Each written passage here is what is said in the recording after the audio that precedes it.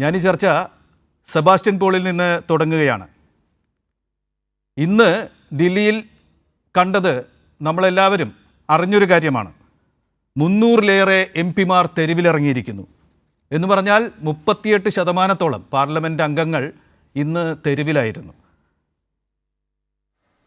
ലോകത്തിലെ തന്നെ ജനാധിപത്യ ചരിത്രത്തിൽ ജനപ്രതിനിധികൾ ഇങ്ങനെ ഒരു രാഷ്ട്ര തലസ്ഥാനത്തിറങ്ങി സമരം നടത്തുന്നത്, ഒരു പ്രശ്നം ഉന്നയിച്ച് അതിന് ഒരു പരിഹാരവും, ഒരു ഇഞ്ച് പോലും പരിഹാര നീക്കം മുന്നോട്ട് പോകാതെ ചെയ്യേണ്ടി വരുന്നത് അഭൂതപൂർവമായ ഒരു കാഴ്ചയായിരിക്കും.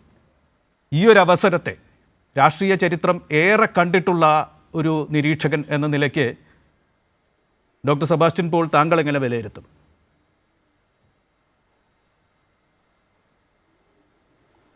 അത് നമ്മളെപ്പോഴും അഭിമാനത്തോടെ പറയുന്ന ഒരു കാര്യം, ലോകത്തിലെ ഏറ്റവും വലിയ ജനാധിപത്യം അത് ഇന്ത്യയാണ്. ഇന്ത്യക്ക് നമ്മൾ നൽകിയിരിക്കുന്ന, അല്ലെങ്കിൽ ലോകം നൽകിയിരിക്കുന്ന വിശേഷണം അതാണ്. അത് കേവലം ജനസംഖ്യയുടെ മാത്രം അടിസ്ഥാനത്തിലുള്ള ഒരു അവകാശവാദമല്ല. പാർലമെൻ്ററി ജനാധിപത്യമാണ് നമ്മൾ സ്വീകരിച്ചിരിക്കുന്ന ഭരണ സമ്പ്രദായം. ആ പാർലമെൻ്ററി ജനാധിപത്യത്തിൽ എല്ലാവർക്കും ഒരു വോട്ട്, സാർവത്രികമായ വോട്ടവകാശം, അത് പ്രായപൂർത്തിയുടെ മാത്രം അടിസ്ഥാനത്തിൽ, മറ്റ് ഒരു പരിഗണനയും അക്കാര്യത്തിൽ ആവശ്യമില്ല.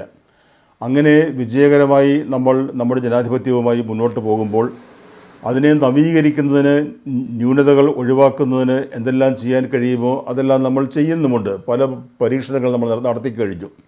നമുക്കൊരു ഇലക്ഷൻ കമ്മീഷനുണ്ട്. അത് ഭരണഘടനയാൽ സ്ഥാപിതമായ കമ്മീഷനാണ്.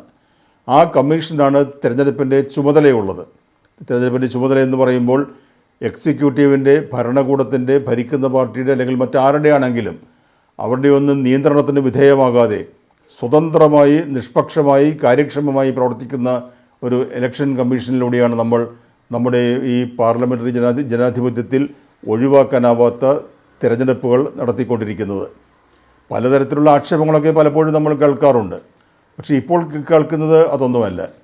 ജനാധിപത്യത്തിൻ്റെ അടിത്തറ ഇളക്കുന്ന, അസ്ഥിവാരം തന്നെ ഇളക്കുന്ന ഒരു ഗുരുതരമായ ആരോപണം ഇപ്പോൾ ഉയർന്നു വന്നിരിക്കുകയാണ്.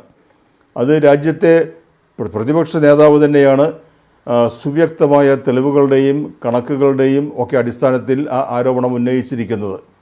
അങ്ങനെ ഒരു ആരോപണം വരുമ്പോൾ അതിന് ആരാണ് മറുപടി പറയേണ്ടത്? മറുപടി ആദ്യം പറയേണ്ടത് കമ്മീഷൻ തന്നെയാണ്.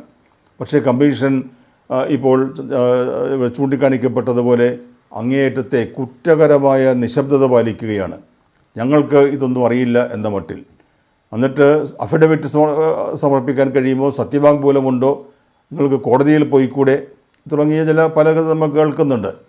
പക്ഷേ ഇന്ത്യൻ ജനാധിപത്യത്തെ സവിശേഷമാക്കുന്ന കുറ്റമറ്റ തെരഞ്ഞെടുപ്പ്, ആ പ്രക്രിയയെ ഈ രീതിയിൽ പരിഹാസ്യമാക്കുന്ന, അതിൻ്റെ വിശ്വാസ്യത പൂർണ്ണമായും നഷ്ടപ്പെടുത്തുന്ന ഒരു ആരോപണം ഉയർന്നു വരുമ്പോൾ നമുക്കതിന് വ്യക്തത ആവശ്യമുണ്ട്. നമ്മളൊരു പാർട്ടിയുടെ പേരിലൊന്നുമല്ല ഇത് ആവശ്യപ്പെടുന്നത്. നമ്മൾ ജനങ്ങൾ, we the people of India, ഈ റിപ്പബ്ലിക് അത് നമ്മുടെ സ്വന്തമാണ്. ആ റിപ്പബ്ലിക്കിൻ്റെ ഉടമകളായ ജനങ്ങൾ ആവശ്യപ്പെടുകയാണ്. നമുക്കിതിലൊരു വ്യക്തത ആവശ്യമുണ്ട്. എന്താണ് സംഭവിച്ചത് എന്ന് നമുക്കറിയണം. ലക്ഷക്കണക്കിന് വോട്ടർമാരെ ഒഴിവാക്കുകയും അനധികൃതമായി ലക്ഷക്കണക്കിന് ആളുകളെ വോട്ടർ പട്ടികയിൽ ഉൾപ്പെടുത്തുകയും ഒക്കെ ചെയ്തുകൊണ്ട് ഇന്ത്യൻ തിരഞ്ഞെടുപ്പിൻ്റെ വിശ്വാസ്യത പൂർണ്ണമായും നശിപ്പിച്ചിരിക്കുന്ന ഒരു അവസ്ഥയിൽ ഇനി നമുക്ക് വേണ്ടതൊരു പുനർനിർമ്മാണമാണ്. അത് ഏത് രീതിയിൽ നടക്കും, ഏത് രീതിയിൽ സാധ്യമാകും, അതിന് നിർദ്ദേശങ്ങൾ വയ്ക്കേണ്ടത് ഇലക്ഷൻ കമ്മീഷൻ തന്നെയാണ്. ഇലക്ഷൻ കമ്മീഷൻ എന്നുള്ളത് ഭരിക്കുന്ന പാർട്ടിയുടെ, പ്രധാനമന്ത്രിയുടെ അല്ലെങ്കിൽ ആഭ്യന്തരമന്ത്രിയുടെ ഒരു ഉപകരണം മാത്രമായി മാറിയിരിക്കുന്നു. അങ്ങനെ ഒരു അവസ്ഥ ഇതിനു മുമ്പ് ഉണ്ടായിട്ടേയില്ല. തിരഞ്ഞെടുപ്പിലൊക്കെ പല ക്രമക്കേടുകളൊക്കെ നമ്മൾ ചൂണ്ടിക്കാണിക്കാറുണ്ട്. പല തിരഞ്ഞെടുപ്പ് കേസുകളും ഉണ്ടാവാറുണ്ട്, പ്രസിദ്ധമായ കേസുകൾ ഉണ്ടായിട്ടുണ്ട്. പക്ഷെ അതിൽ നിന്നെല്ലാം വ്യത്യസ്തമായി ഇവിടെ ഈ തെരഞ്ഞെടുപ്പിനെ ഇത് ജനവിധിയായി, ജനഹിതമായി കണക്കാക്കാൻ കഴിയാത്ത രീതിയിൽ അപഹാസ്യമായ അവസ്ഥയിൽ എത്തിച്ചിരിക്കുന്നു. അത് അങ്ങേയറ്റം ഗുരുതരമായ, കുറ്റകരമായ ഒരു സാഹചര്യം ഉണ്ടായിരിക്കുന്നു. ഇതിന് പരിഹാരം എന്ത് എന്ന ചോദ്യത്തിന് എല്ലാവരും ചേർന്ന് ഉത്തരം കണ്ടെത്തേണ്ടിയിരിക്കുന്ന സന്ദർഭമാണിത്.